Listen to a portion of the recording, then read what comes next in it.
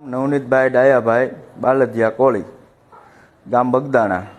માં ઘણા સમયથી બગદાણા ગુરુ આશ્રમના ટ્રસ્ટીની હારે થોડુંક આમથી આમ ચાલે છે. યોગેશભાઈ સાગર, જેઓનું મુંબઈમાં થોડા દિવસ પહેલાં કાંઈ હશે ભજન, એમાં માયાભાઈ આહિરે એવું કીધેલું કે આ મેનેજિંગ ટ્રસ્ટી યોગેશભાઈ સાગર છે.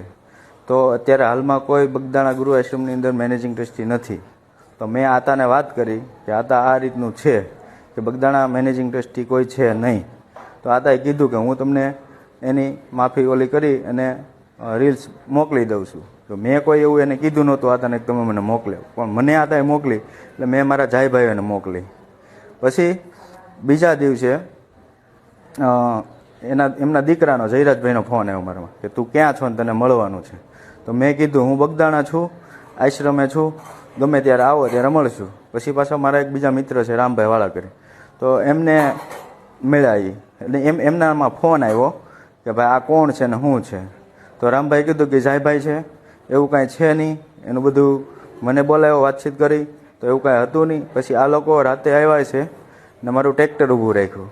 ટ્રેક્ટર ઊભું રાખી અને ટ્રેક્ટરમાંથી છાવી કાઢી ગયા. મારા છોકરાનો ફોન આવ્યો કે પપ્પા કોઈ આપણા ટ્રેક્ટરમાંથી છાવી કાઢીને ટ્રેક્ટર ઊભું રાખીને અહીંથી વયા ગયા છે. તો હું ત્યાં ગયો, તો પછી ગાડી પાછળ એ ગાડી લઈને હતા, વેરના ગાડી હતી, અને એની પાછળ હું ગયો. તો પછી એ લોકોએ ગાડી આગળ જવા દીધી. તો પછી પાછળ મારી પાછળ ગાડી આવીને કે તું કેમ અમારી રેકી કરે છે. તો એમાંથી 4 જણા ઉતરી ખાલી એટલું બોલી અને ધોકાને પાઇપે મને મારીને હાથે પગે બધે ઈજા કરી છે. પછી થોડી વારથી કે બીજી સ્વીપ ગાડી આવી, તો એમાંથી 4 જણા ઉતર્યા. તો એ લોકોએ ધોકા પાઇપ કાઢી અને મને બધી જગ્યાએ માર્યો છે. અમારા હાથે ફ્રેક્ચર આવ્યું છે, 2 પગ, બે હાથે, પાછળ, કમરના ભાગે બધી જગ્યાએ મને મારેલો છે. ત્યાર પછી અમે અહીંયા હનુમત હોસ્પિટલમાં એડમિટ થયા. પછી સાહેબ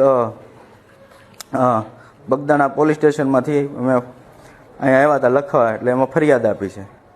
અને અમારા 2 મોબાઈલ તોડી નાખ્યા, મારી 2 વ્હીલ બાઇક તોડી નાખી. અને સાહેબને મારી નમ્ર વિનંતી છે કે આની યોગ્ય તપાસ થાય, આમાં કોણ કોણ પાછળ છે આ કારણની અંદર. એટલી મારી એસપી સાહેબને મારી વિનંતી છે કે આની અંદર કદાચ મોટા માથા હોય ખરા.